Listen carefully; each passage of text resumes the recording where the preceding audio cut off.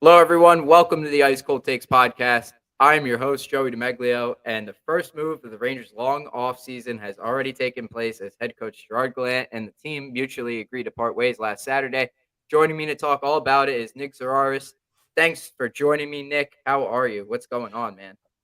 The second round of the playoffs have been very boring. I'm going to be honest with you. This hockey has been less than stellar. The Mets are an atrocity. The Knicks are hanging on by a thread. It's been a rough couple weeks here since the Rangers got eliminated. Yeah, we get all the New York teams in the playoffs, and then, boom, boom, boom, everybody's out. Yeah, Yeah, you're not winning this year. You're not winning this year, and you're not winning this year. And then the Mets forget about it. yeah, But yeah, the second round of the playoffs, like the first couple games, like the Vegas series, I thought were pretty good, and the Seattle series. But now all the games are like blowouts, which is yeah, kind of crazy. Toronto's game last night, game four, was a pretty physical one. That was a close game. That yeah, one was pretty fun. But I mean, it looks like Florida's. I still think Florida's gonna come out on top in that series. They're yeah. I'd be too good. shocked. I mean, Bob's been great for them. That's been the biggest difference. I mean, he's having a genuinely great series, and he hasn't played like this in a while. Bob is one of the most confusing players in maybe the history of the league. Like, he went from being a Flyers cast-off to winning 2 Vezinos to being the highest-paid goalie in the league. One of the weirdest career arcs I can think of any player in the entire NHL. Yeah, he's got everything in that arc, that character arc you just laid Yeah, out there. Highs, lows, some more highs, some more lows, everything. But yeah. yeah, Rangers getting kicked out of the playoffs in the first round, still such a disappointment. I know Dan Rosen was he made a mistake the other night. I don't know if you caught that. He was saying, Yeah, I "Oh, the did see that. Devils, the Rangers got caught in their own end and let up a goal or something like that." Yeah, Freudian slip. The Rangers are still trying to get out of their own defensive zone against the Devils. Oh my gosh, yeah, it's because the expectation around the league was that the Rangers would be, cup finalists or cup contenders, and that didn't happen. And now it cost Gerard Gallant his job. So now the question is, who is his replacement? There's been names that have surfaced.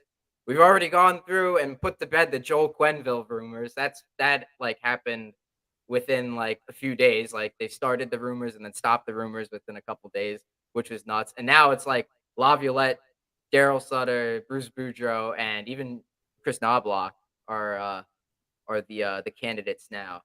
Um, of those guys, like who would you prefer?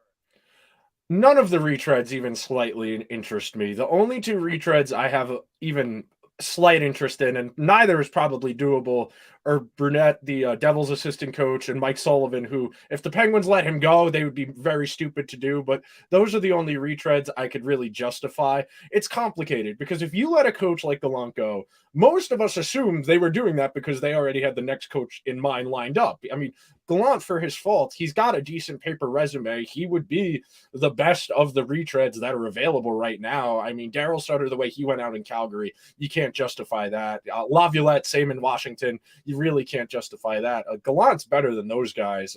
He doesn't have a better resume than Sullivan, and Brunette at least is like, he doesn't really have a big track record, so you can kind of sell me on the open endedness of it.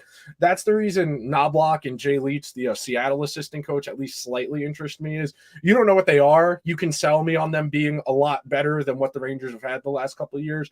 Whereas you bring in somebody who's already got a long established track record, there's nothing to like project your hopes and dreams onto. It's Peter Laviolette's been coaching nonstop in the NHL since 2001.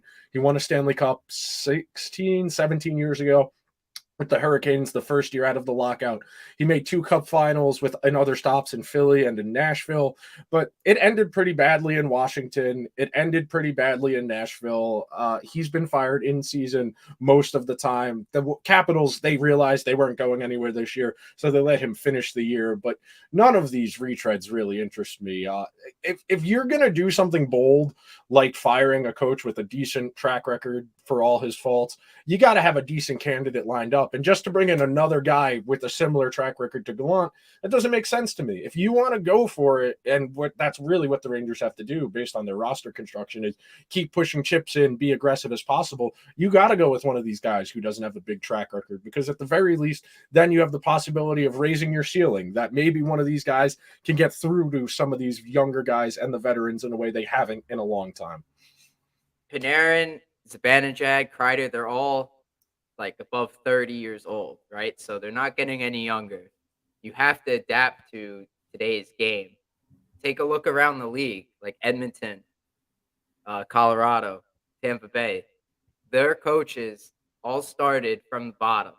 They Toronto's won as well. Toronto, Toronto was the Sheldon Keefe. He was the Marlies coach for a long time before he got the job there. That's the way to find your own guy. You got those are the guys who are about the hard work, because the AHL is a teaching league. You have guys who are 33 hanging on to their careers, and you have guys who are 21, 22. That's their first professional hockey after junior or college. You have to be able to accommodate a lot of different types of people and a lot of different types of skill sets. That's why you find you find the best coaches in today's NHL down there, because that's where the real work is done. Everybody is trying to get better down there, and that includes the coaches.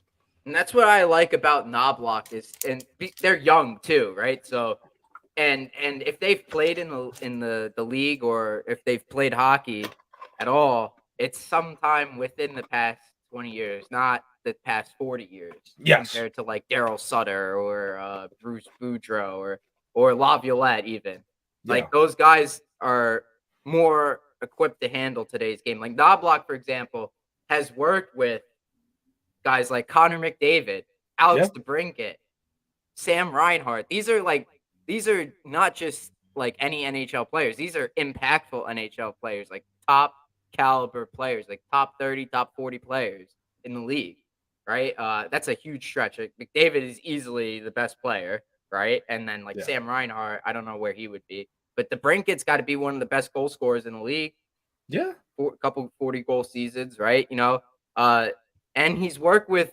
I like the fact that he's also been in the organization for a little while now, so he has some familiarity with guys like Lindgren or Hedel. Even like you go and look in the guys in the minors right now. Hartford is killing it. They're in the third round. They're about to kick off that series tonight. This Thursday, that they were recording this. But the guys like Zach Jones, who might find his way up in the Rangers roster due to cap constraints, and Matthew Robertson, Will Cooley, those guys. So he has familiarity working with younger players. And if the Rangers are going to take the next step, they're going to have to let the guys they drafted pull a lot more of the weight. They took a big step forward this year, 40-point seasons from each of the kids, Kakko, Lafreniere, Hedel. Basically, Lafreniere had 39, but essentially a 40-point season, right? So they have got to give them more ice time, and I think Lafreniere, I've talked about it before. Valquette said it too. He needs to work on his game a little bit too. I'm not saying that you just hand them the ice time and then they're gonna, thrive. They have to put in a little bit more work too in the offseason, kind of like what Zibanejad did a few years ago. Yeah, no, definitely. I mean, this is where the Rangers have historically struggled, is getting guys from that they have talent to their producing step. It's typically been a non-linear process. You think about Kreider, you think about Hedel, where up and down, up and down, up and down, not significant ice time, lower in the lineup, not getting power play time. It's played out this way for a handful of guys. Of the guys on the team right now, you look at the ones who are making the most impact. They are guys who had their crucial years, 19, 20, 21, with other organizations in Europe or in the NCAA. Those are the key players on the Rangers team. Off the top of my head, you think about this group: Vinny Trocheck, other organizations; Zibanejad, other organization; Panarin, the KHL; Kreider, NCAA. You think about going down the lineup: Hedel, Kakko, Lafreniere, those are the in-house guys. You talk about Jimmy Vesey, NCAA; Tyler Mott, NCAA; Fox Lindgren, NCAA; Jacob Trouba, K-Andre Miller, NCAA. So it's clear here that the Rangers haven't ironed out their developmental process yet, and they've had significant turnover in their front office. They had a group there for a long time that was incubating under Glenn Sather, where you had Gorton and Drury in different roles. Then Sather steps back into more of this supervisor advisor role, where Glenn gets promoted, excuse me, where Gorton goes to GM and Drury becomes the assistant GM that summer. I believe it was 2015. It might have been 2016. You have a long period of time where Drury gets job offers. The Sabres and Penguins both offered them offered Drury their jobs before Drury ultimately became the Rangers GM. And now we sit here and we really don't know what they're prioritizing right now. That's kind of what I'm very curious about. And it's why the coaching hire is going to be so interesting to me. It's one of the few opportunities you get a real understanding of what your front office is thinking your team needs to work on. Because if you bring in a guy who's a tactician, that tells me they think they're pretty close, that they just needed a better coach at getting more out of guys in terms of being consistent, scheme, that type of thing. Where if you bring in more of a developmental guy, you bring in somebody like a Knobloch from the AHL, that tells me they think they need to further bring along some of these guys. And that's where I think you have a real argument why you can't do a retread again. Even during the season, when back in December, when the Barry Trotz talk was really loud, Barry's not going to do anything that different from Gallant. Yeah, they might play better defense, but he's not going to give Hedl, Kakko, Lafreniere significant ice time. He's trying to maximize win every single game, play low risk as possible. So that's the real argument for not bringing in a retread. Same thing with Laviolette in Washington. I have a lot of Capitals fan friends who spent the last year and a half, 2 years complaining about how they've managed to bring along some of their young players like Connor McMichael, Jacob Verana before they traded him to Washington. So yeah, it's complicated. There isn't an obvious answer, and that's why I think everyone is kind of surprised that the Rangers fired Gallant without a clear replacement in mind. I think, and this is purely me speculating, that they asked the NHL if they could hire Quenneville, and Gary told them no. And the reason I say that is on 32 Thoughts on Monday, Friedman said that there will be a means of Stan Bowman and Quenneville getting back into the NHL, but not on a timeline commiserate with taking a job for this upcoming summer, which leads me to believe that the Rangers asked and that teams have asked about Bowman as well. He's been linked to Pittsburgh. He's been linked to Calgary. So I can guess that based on what we know, the Rangers were interested in Quenneville, but the league told them no. So now we are where we are right now. If I had to guess, I'm pretty sure that James Dolan's barking up Drury's ear, trying to get, because he lost out. I keep saying this. Think about how much money the Rangers lost out on from not making it past the first round. All the tickets, all the concessions. Like that's the reason we're here, man. It is the reason we're here. You think about those 2018 and 2019 seasons, as lean as they were, the rosters that those teams played, the amount of Libor Hayek, the amount of Phil DiGiuseppe, Vinny Lettieri, the bottom of the barrel, the John fringe. Gilmore. Yeah, the fringe AHL guys who were playing on the NHL roster because they gutted the roster, those 2 years were lean. It was easy to get Ranger tickets for less than $100 those 2 seasons. I went to a lot of games those 2 years because it was actually practical to do so. Then they have the opportunity to get guys like Panarin and Trouba for just money and assets, not give up a ton. You bring them in. Adam Fox, a lot better than you thought he would be. You didn't have to give up a lot to get him. And then you stumble into another franchise goalie, and it's very easy to believe in your team being better than it is because it makes everybody happy. Everybody's happier when they think their team is good.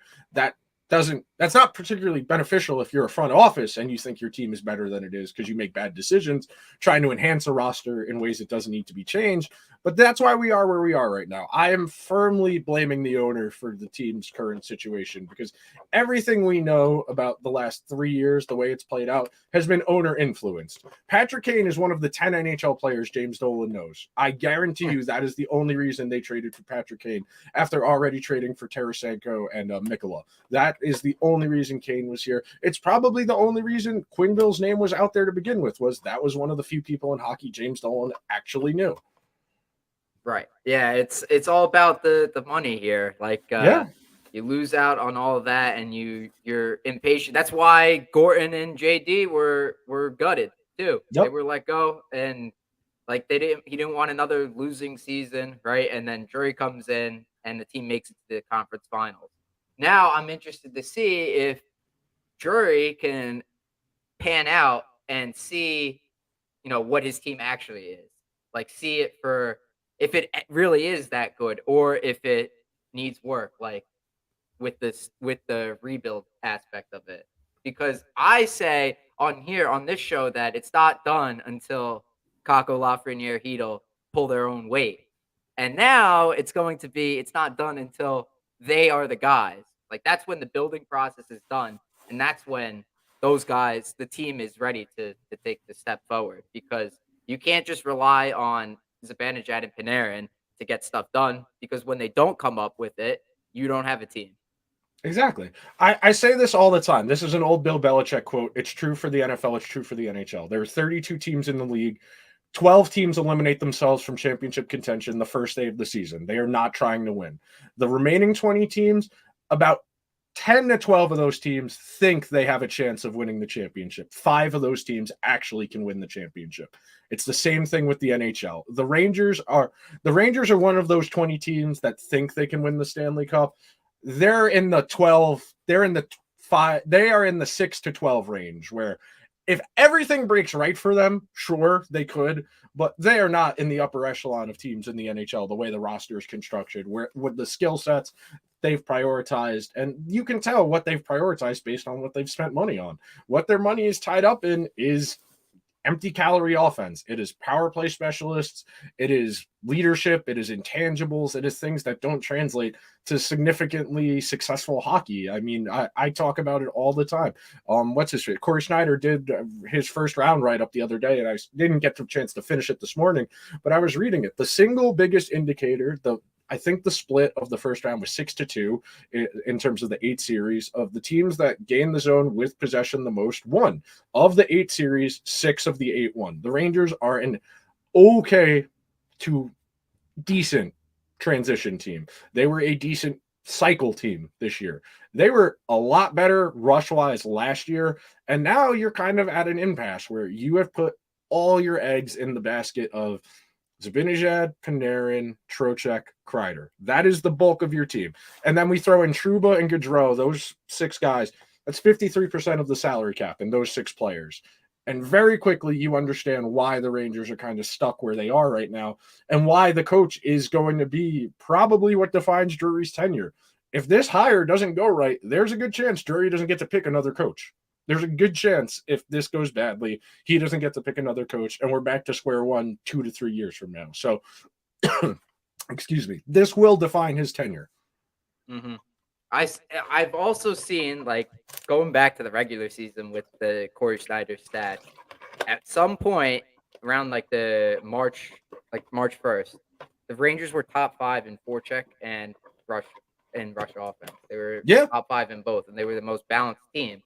And I was interested to see, like, your thoughts. If some people have we talked last week on the show about how the Rangers were missing an identity. Do you think that's the case? Oh, absolutely. They didn't have a bread and butter. They didn't have something to fall back on. You think about what makes teams successful in any sport. It's having something that is consistent, replicable, and you can do it over and over again. And eventually it's going to work for you. The Rangers this year, the entire season, even though they did have decent rush numbers and decent cycle numbers, very inconsistent in terms of a lot of different components. The forecheck getting going, being able to break out of their own zone, good neutral zone play, very inconsistent in all 3 zones of the ice. And that lends itself to an identity problem. Because schematically, the Rangers want to play a soccer-style counterattack under Gallant. They want to absorb pressure. They want the other team to shoot low-quality chances from outside the circles, top of the circles, spring their forwards going the other way fast with speed. And that works in theory, but when you don't have forwards with incredible foot speed, you're going to have a harder time breaking out. If your forwards are flying the zone because they're trying to get to offense quicker, your defensemen have to make more difficult passes. You think about some of the issues. I retweeted it this morning, the failed zone exits. The Rangers had 2 of the 10 worst in the zone exits in the entire playoffs in Schneider and Trouba. Those are guys who are just not great foot speed guys who are going to have to use their physicality to win the puck. And if they can't do that, they're going to just treat the puck like a hot potato, get rid of it as fast as they can. That's how defensemen on the other team are going to pinch up. They're going to knock that puck down at the half wall, keep the cycle going, and wear you out. Even if they don't score on that sequence, they are wearing you out. They are making your goalie work. It's all interconnected, and it's why putting the blame on any one person, whether it be the coach, the GM, the forwards, the defense, everything is interconnected and it's really complicated. And I understand the average fan doesn't want to have to think. They don't want homework along with watching their team. They don't want to be inundated with stats about expected goals and Corsi. They just want to know the team's winning or losing. Why? Who do I blame? Who do I congratulate? That's really all most fans want. And it's complicated in a sport like hockey where there are so many inputs that go into a given play. So I understand the frustration, but there are no obvious answers here. If there were, I'd be screaming them. This is a complicated situation, and I like to think there's a coach out there that could do something with this, but it's a really difficult situation to walk into a group that has really established veterans who are expensive and old. Oh, and yeah, you have to take care of these 4 or 5 young guys who are going to be the team 4 years from now. It's really difficult to juggle both of those things. Mm-hmm. Yeah, I'm hoping that it's not like, all right, in 4 or 5 years, like everybody else moves on, and then Lafreniere, Kako become the guys. Like, I want that to happen right now, so that way the team. That's the way it was supposed to work. That is what the Rangers sold it on. I think David Quinn. I think that was the idea of David Quinn, like that he was supposed to come in here and work well with the younger guys, but it didn't happen. It didn't happen because in the 2021 season, the season that got everybody fired, they were managing that team like they were expecting to make the playoffs. I wrote about this last week in my autopsy. I wrote about it this week in the why I don't really blame Gallant or Quinn. They were playing 35 games into Alexis Lafreniere's NHL career. He was playing 7 minutes a game. He played less than 10 minutes a game 15 times in a 56-game season where the Rangers were 25-1 to win the Stanley Cup. The Rangers did not go into that season expecting to win the Stanley Cup. Gorton and Davidson at their preseason, State of the Union press conference said, we don't expect to make the playoffs. It would be nice if we could, but we don't expect to. They didn't get the memo because apparently the owner thought they were, and it got everybody fired and that's where you get into the why I start blaming the owner more for all of this was the messaging from JD and Gorton was, we think we're going to be ready next year. They ultimately were ready next year, and it took a Vezina season, one of the best goalie seasons ever to get there, but it took longer than they expected, and they didn't want to put the work in. That's really the most stinging indictment I have of the team is they don't want to put the work in. They brought in guys from other organizations who were already developed, already finished products to try and cheat their way along. They brought in Gallant to raise the floor, not the ceiling. They bring in guys like Gaudreau, Sammy Blais, Patrick Nemeth, Ryan Reeves, raise the floor, not the ceiling. And they got pretty far last year. They got farther than anybody expected them to. I think they came into the season last year 18, 19-1 to win the Stanley Cup, and were 2 wins away from getting to the Stanley Cup final. They dramatically overachieved. And then this year, everybody came in with the expectation, we're going to get there again, we're going to get there again. And they didn't put in any of the work to actually get there again. They spent the whole season messing around, not putting in consistent efforts. They still finished 7th in the league in points, as inconsistent as they were, which seems remarkable. But it's really a testament to the talent. There is talent there. But to tap into it and get it consistently playing the way you want it to, we've seen 2 coaches undone by this group now. You could argue 3, because at the end of Alain Vigneault was the Ottawa series where Zibanejad, Kreider, they played great. They didn't put the puck in the net. You think about further down that lineup, some of the guys in that lineup who weren't able to score, they played not terrible, but they weren't able to score. And you think about it, we're sitting here, 6 years removed from that Ottawa series, and they're no closer to winning a Stanley Cup. They still got the great goalie. They've got a great number 1 defenseman. They've got Zibanejad. They've got Kreider. They've replaced Rick Nash with Artemi Panarin. They've replaced Derek Stepan and Derek Brassard with Vinny Trocheck, and they're largely a similar team. Yes, Panarin's a lot more individually talented than Rick Nash ever was, but he's got the same label Rick Nash did. Everybody kind of looking at him, wondering where the offense is, where's the consistency, and it's great. He was a little more defensively responsible in the playoffs, but he's getting paid the 8th most of any player in the entire league to put the puck in the net or set guys up to put the puck in the net. So I don't really care about the defensively responsible play.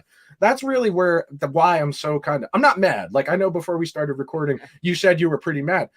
We're in the same exact spot we were 6 years ago, just with different guys. That's a really, really crazy comparison, Nash to Panarin, because when Nash was not getting it done, he got it bad. He was getting it bad. Yeah. I'm agreeing with you. But the defensive aspect of it, he was great.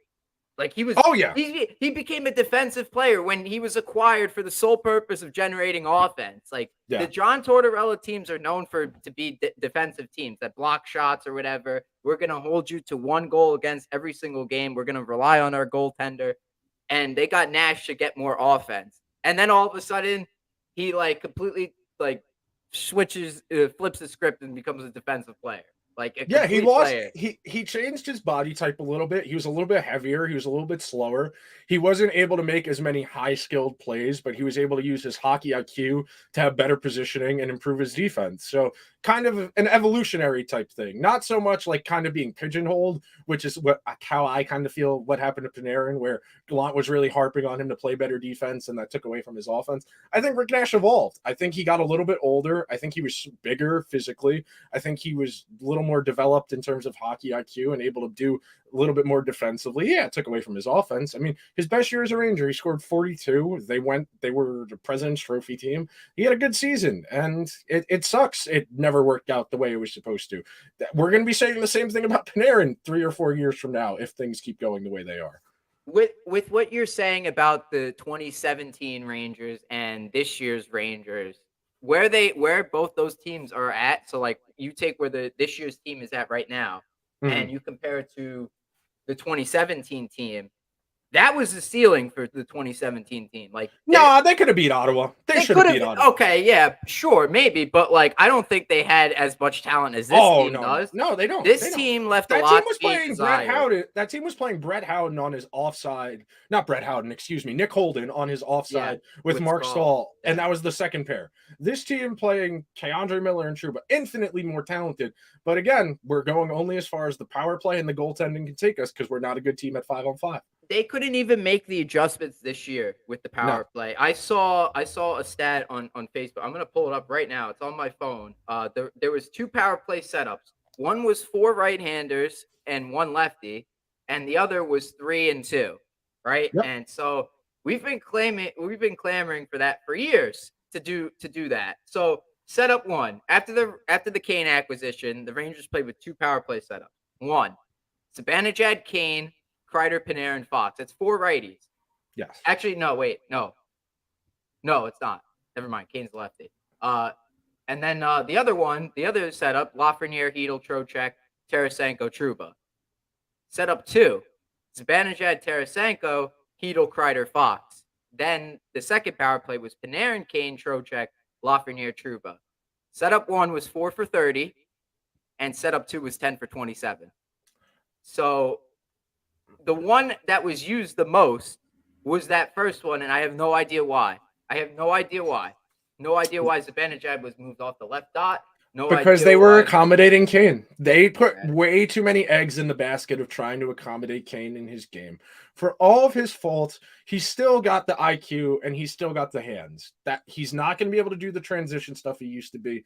They put him in a position where he was going to be supposed to be ripping.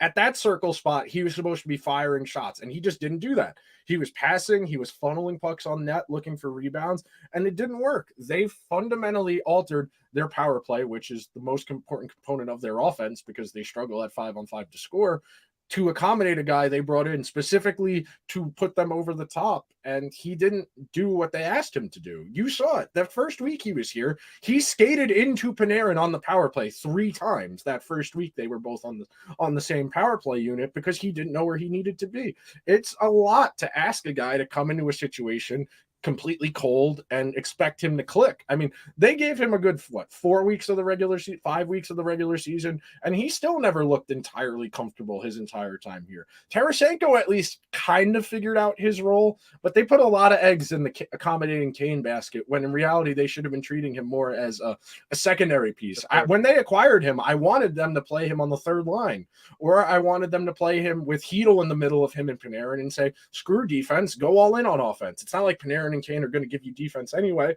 You might as well give them a center with foot speed that's going to be able to do stuff like Hedl.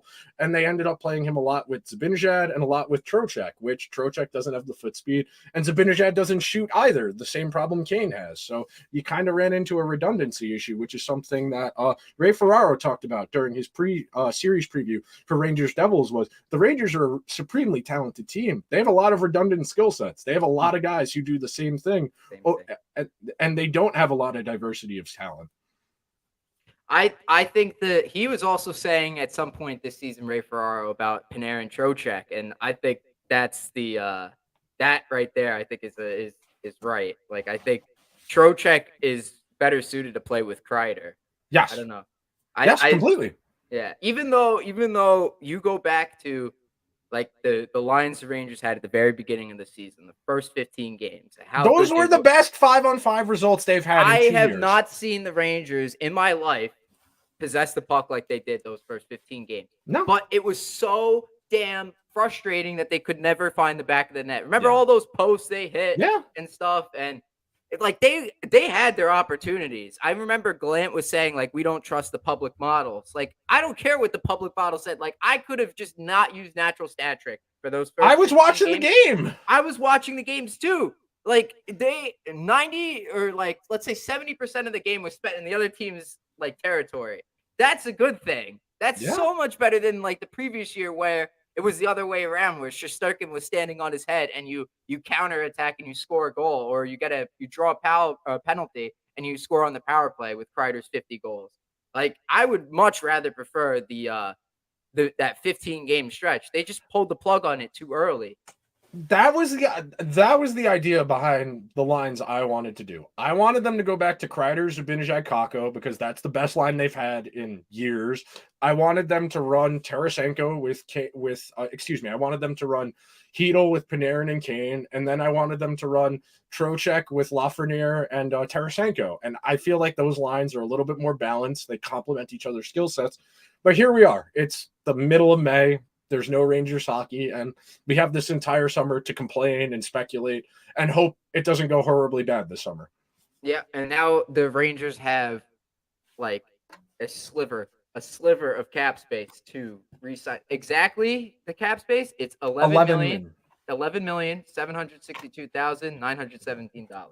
That's it. That's all they have, and they need to re-sign Alexis Lafreniere, DeAndre Miller, and then fill at least 5 more roster spots. So at least 3 forwards, 1 defenseman, and 1 goalie. That's just to get to like 21 skaters. Yeah. Right? So let's do basic process of elimination. You can assume that Zach Jones is tentatively penciled into that last D spot because he's got no leverage. He's an RFA. He's going to get the minimum. He's going to get 800, 900,000. Cheap in-house solution. Okay, your defense is filled out. You still need to figure out if you're going to be able to play Lafreniere on the off wing, if you're not, or if Kreider can play on the off wing, or if Panarin can play on the off wing, because you need 2 top 6 right wings. That's a huge thing. The depth chart on right wing is Capo Kakko, Jimmy, and nobody else. Yeah. That's all they got, right wing. And VZ was fine for what he was this year. He played way above my expectations. I thought he was just going to be a warm body, and he had a pretty good season, all things considered. They need one of the 3 left wings they have to play on the right. They do. There's no other obvious solution here, especially with the amount of money you have tied up in Kreider and Panarin. That's $18 million right there between those 2 guys. Yeah. One of those guys has to be able to play the other side. Otherwise, you're going to run into the same issues we've had for the last 3 years, where Lafreniere is not getting enough playing time. He's not developing enough, and we're sitting here wondering if he's ever going to be what we were promised. Arguably, I think Lafreniere played his best stretch of hockey those first 15 games of the season when he was on the right with right wing. Yep. Yes. Yep. That was the most. There's people saying like, all right, he doesn't look comfortable on the right wing. It's not the same as when he's on the left side. It didn't feel that way when he was playing with Panarin. No, that was the best hockey of Lafreniere's career in the regular season. He was great in the playoffs last year, but in terms of regular season results, in terms of expected goals, high danger, those are the best results Lafreniere's had in his entire career, were the first 15 games where he was playing on the right with Panarin and Trocheck. Great results. They just couldn't find the net, and the coach had to save his job. That's ultimately what it came down to. Why he juggled the lines, why we got top 6 Gaudreau and VZ was if they lost that game to the Blues, he was going to get fired, and he had to find a way to keep his job.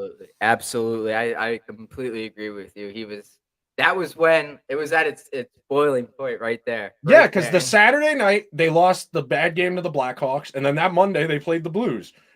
And That, don't forget that Oilers lost too. The yeah, 3-0 come or they blew a that was the 3-goal lead. Thursday or the Friday of that week, Yeah. yeah, of the Yep. previous week before the Blackhawks game. Yeah, no, that's death's door. It's been reported in multiple places now that was the plan. They were going to fire Gallant if they lost that game to the Blues. And the funny thing is, we were talking about 2017 before. Same thing happened to Alain Vigneault. Halloween night, the Rangers were 3-7. Vegas came in. Larry Brooks wrote in the Post, if the Rangers lose this game, Gallant is going to get fired. And he wrote that, but it's not Gallant, Vigneault. Before the game, he said if they lose this game, he's going to get fired. And they were losing 2-0. They came back to win 3-2 in the third period. I remember because I was there. It really the parallels are there. The parallels are there. Oh my gosh. Yeah, but I mean, it's gonna be razor thin to re-sign all these guys. Like, oh yeah, because you think about it. I think about it. Chris Drury could possibly, hardball negotiate with Keandre Miller. Like, I know he has to. He's got to do the same thing that he did with like Lindgren and Shesterkin already, right? So that's probably Drury's gonna want him to take a bridge deal. Miller, from what he did in the regular season, I didn't think he was that good in the playoffs. No, he round wasn't. one. So I think Drury might hold that against him. So hopefully he'd be willing to take a bridge deal of like 2 years. I don't know, because before then I was saying like it's got to be like a 5-year deal for him, right? Kind of like the Shesterkin contract, but now you don't have that much room to work with. Like, forget about bringing Tarasenko, Kane, Nikola back. Like, that's not going to happen. Yeah. Like, we are well beyond that point. Like, I could see Tyler Mott coming back. It looks like that he is interested in coming back. That what sucks about that? Bringing that back. Yeah, they could have had Tyler Mott the entirety of last season if they just traded Ryan Reeves in the offseason as opposed to holding on to him. Or if for they 20 didn't games. extend him prematurely. Reeves. Yes. Like, well, no, that was the condition of the trade. Was he got the extension? That was the condition of the trade with Vegas, because he told Vegas, if you trade me, I'm going to retire. And then the Rangers were like, we'll give you a second year. And then he said, okay, and came to the Rangers. That's the reason they gave him that second year out of the gate, which terrible business. But this is something that we'll talk about now, because we're talking about the salary cap. The Rangers have been in these cap gymnastics for a while now. And they have really kind of had to box themselves in where they can't give guys as much value. So what do? They give them term. They give them no move clauses, limited no move clauses. And that's to keep the AAV down. Trocheck's deal is as long as it is because he's got a lower AAV. Right, if the Rangers had the cap space, they could have given him more money on fewer years. But instead, we are where we are now, where you've got 4 guys in your top 6 who all have no moves. You've got Trouba, who's got a no move for 1 more year. And your only real cap casualty you can get rid of is Gaudreau, which he's a useful player. They're going to need a 4th-line center. But you can't justify paying a 4th-line center who gets 24 points, $3.6 million. You just can't. And it sucks because they're going to have to give up a draft pick probably to get rid of that contract. And that's another hole you have to fill in. Mm-hmm. Yeah, like you need more Barclay Goodrows in the lineup. It just sucks that it's $3.6 billion. Yeah, no, they had to overpay to get him. I know you talk about this every offseason. Every offseason, there's always depth forwards, 3rd and 4th liners that become available in free agency. The Rangers could have signed Dylan Strome for $2 million this year, and he would have given them the exact same production that Vinny Trocheck did. They could have signed John Merrill, who would have given them the exact same production. That was a couple of years ago. That Patrick Nemeth or Nico Mikkola or Ben Harper would have given them. And John Merrill got a good extension in Minnesota to stay there for 3 years. I think it was 1.3, 1.4, which would be beautiful, which is exactly what the Rangers need from their 6D. But instead, they like the name brand stuff. They like buying guys who have credibility from other organizations. That's part of going back to what I was talking about before, they don't want to put the work in. They don't want to develop a Vinny Trocheck. They would rather just buy one. They don't want to develop a Jacob Trouba. They would rather just trade for one. And it gets to this idea now where you've turned over a lot of this roster in the last 2 years. You compare this roster to the roster from the 56-game season that David Quinn has. There are not a lot of guys who are still here, especially in the bottom half of the lineup. And it's hard to build a cohesive unit with one identity when you are constantly having to tinker around the edges because your guys at the top are too expensive to get rid of. So all you can do is tinker around the edges. But because your guys at the top of the lineup aren't good enough to really get you over that hump, all you can really do is get back to where we are. The lineup is good. It's got talent, but what's the identity? What are you going to be able to do? Well, we can't get rid of these guys, so we have to tinker around the edges and try and find guys for cheap. The only real solution I saw someone suggest, it might have been Hockey Stat Miner, it might have been Josh Califin, was they need to find over 35 guys they can do the incentive contracts with, like what the Bruins did with Bergeron and Krejci this year. That's really the only obvious solution that's out there, but there's no one really out there that fits that mold that's enticing. Yeah. That's one guy. And Corey Perry, if he's going to play fourth line minutes, 8 minutes, 10 minutes, he's going to play 10 minutes a game at 5-on-5. Maybe he kills penalties. Maybe he sneaks onto the second power play unit. That's, 20, at most 15% of the entire minutes in a game. If that's all we got as far as like solutions for a team getting eliminated in round one, you're going to get eliminated in round one again. Corey Perry's fine for what he is at this point in his career, but they need a lot more than just one bottom six forward. Yeah, I think they probably, hindsight is 2020, of course, but it would have been better if they went after a Barbashev or a Hathaway or oh yeah, I wanted Nino Niederreiter. Nino Niederreiter and Nick Bjugstad were my two guys. Those were the two guys I wanted at the deadline. Credit Edmonton for going out and getting better bottom six players. I will credit them. I've harped on them for a long time for just being too top heavy. They actually did put in the work to balance out that top six and the top nine really. They did a good job with that. I think I like Hathaway or Barbashev, right? But I don't know how much they're gonna ask for. I have no idea. NHL GMs, they like to throw money at those middle six players. Like you go Connor Garland, right? Even you go back to like Milan Lucic or Andrew Ladd, they always throw the money at these players. And it's so not even close to what they're worth, right? Look at how bad the Lucic contract played out. The Ladd contract, how bad that one was. David Clarkson, right? All those things. Barclay Goodrow. Yeah. You think about it where these guys who come from winning organizations who have won things, they see that they've won things in other places and teams go, we need some of that over here. Yeah. Even if this contract ages badly, we need your intangibles. We need your experience. We need your institutional knowledge so that maybe you retain some of the information you learned while you were over there. While you were talking, I looked it up on Evolving Hockey. They have Barbashev at 4.7 in their contract projection and Hathaway at 2.8. So neither of those guys, I mean, Hathaway you could probably squeeze Hathaway in, but that's one guy. Again, that's one guy. And he plays the left, which you already have 4 left wings. Yeah. So it becomes complicated. It really becomes complicated. And I think the most obvious solution to a lot of this is going to be the in-house guys. I don't think Othman's going to play this year. If he does, it'll be towards the end of the season. Everything I've read and heard, he needs more seasoning. He needs to play in the AHL. He can't go straight from junior to the NHL. That was always a tough proposition. I think Cooley, he'll get a real look this year because they need cheap guys to be in the bottom 6. But maybe they can find another Jimmy Vesey type to take a PTO and they luck into someone else who's decent. But that's really going to be the bulk of the roster turnover will be in-house guys. There's not a lot of interesting guys out there. This is the weakest free agency in a while. Yep.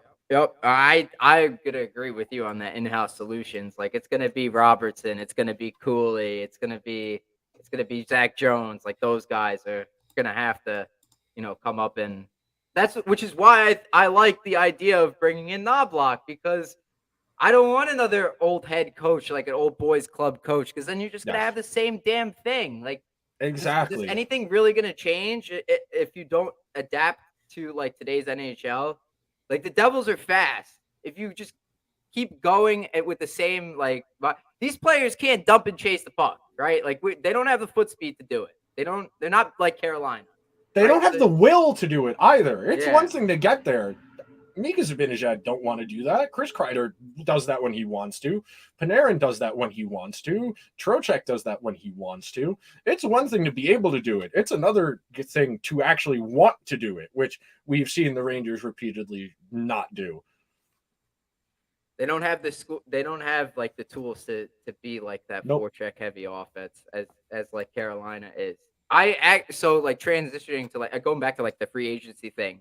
The Jesper Foss like Panarin thing. I heard about that yesterday or the day before. I don't know if that I loved Foss when he was on the Rangers. I don't know how much money he's looking for. I wouldn't be opposed to bringing a guy like that back, like someone that could skate. The Rangers definitely need more foot speed in the bottom six. That's for damn sure.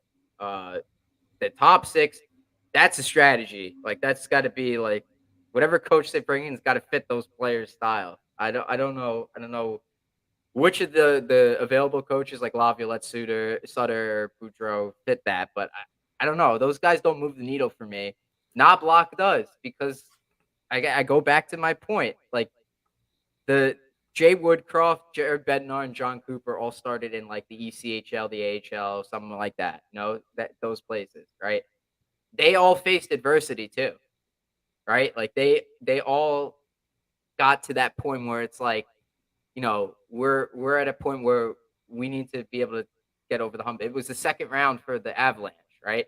It Yeah. was the 1 year the Lightning got knocked out in the first round after having the best season in history until the Bruins had it this year. Then they rebounded when people questioned them. And Bednar too came into a weird situation where he like directly replaced Patrick Waugh. I was looking it up yesterday, and he barely had any time to get stuff going. And the Avalanche had a really bad season his first year. Then the following season, they had like a near 50-point improvement and made the playoffs. So it's not that it's not like you need a Mark Messier or Mike Keenan in there. Like I'm sure those guys would be good as like assistants somewhere. I don't think that's the answer for what the Rangers need right No, now. no, no. So the point we can make on Knobloch, and the concise way to say it is, it's good process. You can't guarantee good results, but if you have good process where you look what other teams are doing to be successful and you try and mimic that, it is justifiable. It is defensible. Bringing in a retread is not doing what the smart teams around the league are doing. If you have good process, at least you can defend yourself knowing you had sound logic in your decision making. Bringing in a retread, you're going to get what Gallant did because Gallant is one of those guys. He's been around. He knows what it takes to just get in the playoffs. You ride the hot goalie, whatever. But if you have good process and you don't have good results, at least you can feel like you're not wasting your time. That's really the biggest problem when you do the retread stuff is you feel like you're wasting your time because you saw what these guys have done at other stops. You saw how it ended for Laviolette. You saw how it ended for Sutter, for Boudreaux, etc. It always ends the same way for the retreads. Some of them, yeah, some guys do need a second opportunity as a head coach to win a championship. But 3, 4, 5, that's where you start getting to the okay, it's not going to happen. Mm-hmm. And all right, so like let's look at Knobloch too. Like it's not like the Rangers are going to like take a step back next year because they're going to focus on developing the guys. Like look at Jay Woodcroft. He went in there, no NHL experience, took over middle of last season, and they went to the conference final. And Connor McDavid genuinely likes the guy as a coach. So he must be doing something right. If he could, if you get a guy that could relate to the players and get them to buy in and actually have them like the coach, then you have something. And then I could say, like, okay, this team could take a step forward next year. They took a huge leap last year. They overachieved. You said it before. They overachieved. This year, huge step backwards, first round exit. Next year, they might be able to take a little step forward with it. That's not a bad thing for the organization, right? Anything above the first round to me next year is a win. Is a win. Think about the contract like situation, the cap situation that they have in front of them. They vastly underperformed this year, right? If they could get themselves back to the spot that they are again that they were this year, have way more consistency. Like so you have the same results, but you consistently get there instead of, you know, you show up one game, you don't show up the next game, you show up for the next two, and then you don't show up for the next five, right? You turn the puck over. If you stop that, I would much rather have that than whatever it was this year because it was too on and off this year. The elephant in the room for all of this is the clock is ticking. Yeah. Panarin is getting older. Kreider, Zibanejad, Trocheck. Those guys are all getting older minute by minute as we sit here talking, recording this podcast.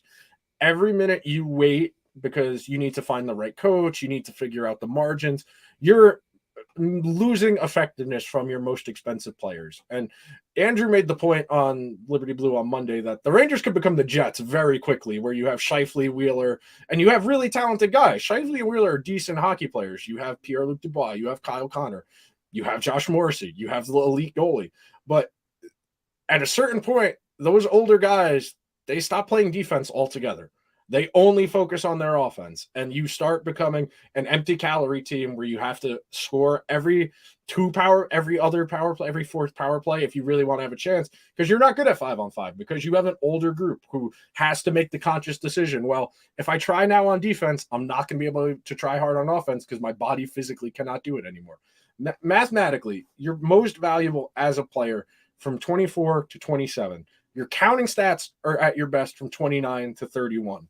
That is rooted in the physical ability, being able to be, when I say impacts, I'm including defense in terms of like the goals against, stuff like that, because you are at your physical prime, your physical peak as an athlete from 24 to 27. Those are the years you are going to have the most energy, be able to play the best defense.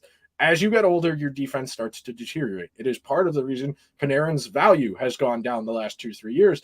He had the best season of his career value-wise the first year he was in New York, that 2019-2020 season. It's not like he was playing amazing defense, but he was giving them more defensively than he is now. And that really is where the value problems are going to be coming into play more and more. You think about Zibanejad in that series against the Devils. Hischier locked his ass up. Zibanejad was not able to get a whole lot done when Hischier was out there on the ice against him. As Zibanejad gets older, they're still going to be throwing him out there to be the eraser center, that if he's on the ice against the other team's best forward, it's his responsibility to not let them do that. He wasn't very good at it this year, and he's 30. What's he going to be like at 33 when he's got to play 24-year-old Jack Hughes?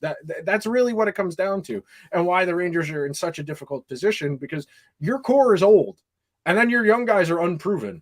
So you're really up against it in terms of what you're prioritizing with the coach you bring in.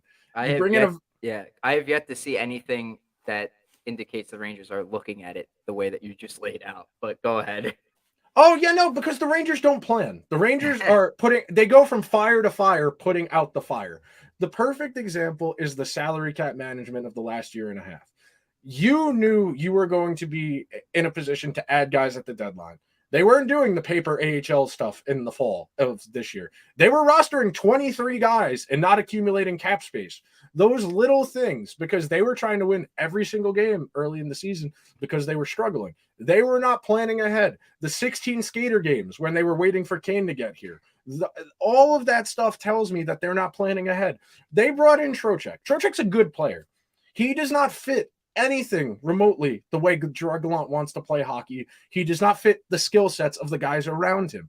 He is a straight line, dump and chase, coursey guy. He's going to get a lot of scoring chances. He's not a particularly talented shooter, so he's going to be a volume guy. The Rangers are not a volume shooting team. The Rangers are a picky. They're a selective team. They don't take a lot of chances because they like to maintain the offensive zone. They like to work the cross-seam pass and generate offense that way. They like bringing in guys with names, with credibility from other organizations. They don't care how the fit works. They just bring them in. Think about what they did with Kane. It tells you all you need to know about how they think about the team is in the decisions, because you're not going to get good scoops. Nobody is that plugged in on the Rangers' decision-making processes. You only get ideas about what they're thinking when they make transactions. So the coach, that'll be the first thing. And what they do with Miller and Loft, that'll be really the telltale of, if they bridge them, they give them a really hard time, that means they're going to try and get creative and bring in something else expensive. That probably means Gaudreau is definitely gone. But if they give them term, then, okay, they're going to ride it out with these guys and try and give them a real opportunity to improve. I think they're going to do the bridges and try and get somebody of the Barkley Gaudreau ilk in here, whether that be a Hathaway, a Barbashev, someone like that, to just keep pushing chips in. Because when your most expensive guys are in their early 30s, you can't wait. You can't wait for Kakko, Lafreniere, Hedel, Miller, Schneider, etc. to figure it out. You don't have the time. You cannot waste a year of Zibanejad, Kreider, Panarin, etc. You can't. You can't justify it. Panarin, going back to him, I don't think he's a cap casualty. Nah, There's some people have speculated at like, all right, Colorado's lost Landeskog for the year. They could LTIR him and then like call Drury and see if and Joe Sakic could call Drury and ask for Panarin. I don't think that's happening. I think for a guy that had over 90 points each of like the like 4 seasons. Well, if you don't count the lockout year, the 2020-2021 season. If you don't count that year, like a guy that represents such a large portion of your offense, it's asking a lot for Lafreniere and Kakko to replace that when they haven't done it yet. But again, like maybe if they are the guy, then like they were in juniors or in Europe, then they would flourish. But we don't know that yet. So I think it's not a good idea to trade Panarin. And I can't blame everything on him. I understand that he didn't get many points in the playoff series and he didn't show up and he was like a ghost or whatever. But I think a big thing that I've noticed over the past 2 years with him and Gallant is that instead of cutting into the middle of the ice down the left side, he always peels off the board. Yep. Always. He did not do that. He barely did that under David Quinn. The 2 years with Quinn, he would cut to the middle of the ice, especially that first year. And that's when he would use his wrist shot, when he would cut to the slot and he would rip the wrister. Like, he does not do that. He looked to shoot his first 2 years of his contract with Quinn. He looked to pass with the next 2 years under Gallant. And I don't like that style from Panarin. I think he needs to get back to cutting into the middle of the ice. I don't know why he's doing it. Maybe he saw the Trouba. He doesn't have the foot speed anymore. I was talking about this with somebody the other day. Is he doesn't have the foot speed to play the way he did the first 2 years. He's getting older. He's slowing down. He is more of a facilitator. He's always been more of a facilitator than a shooter, but now that he's older, he doesn't have the straight line foot speed. You didn't see the crazy transition stuff you saw the first 2 years he was in New York this year. It was a lot more of him looking to pass laterally in the neutral zone or gaining the zone, like you said, peeling off to the wall and waiting for everyone to catch up.